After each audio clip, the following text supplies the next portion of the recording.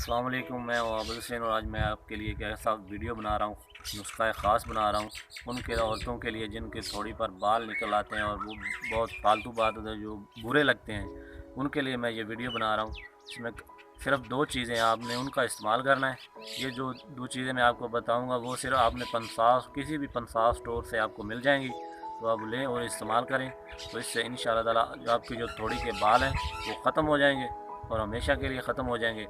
वो आप और इसमें एक परहेज़ भी है, वो परहेज़ भी मैं बताऊंगा। पहले मैं अपनी वीडियो शुरू करता हूँ और आपको नुस्खा बताता हूँ। नंबर 1 पे है सुना मक्की, आपने 50 ग्राम लेनी है। और नंबर 2 पे है गंधक आंवला सार, अपने 50 ग्राम लेना है। इन दोनों को आप बारीक पीस लें और बारीक पीसने के बाद आपने इसमें से एक चुटकी भर आपने जो गंधक और सुना मक्की है इसका इस्तेमाल करना है। दिन में आपने 4 बार इस्तेमाल करना है, तो इससे जो बाल है वो ख़त्म हो जाएंगे। और इसमें परहेज़ भी है।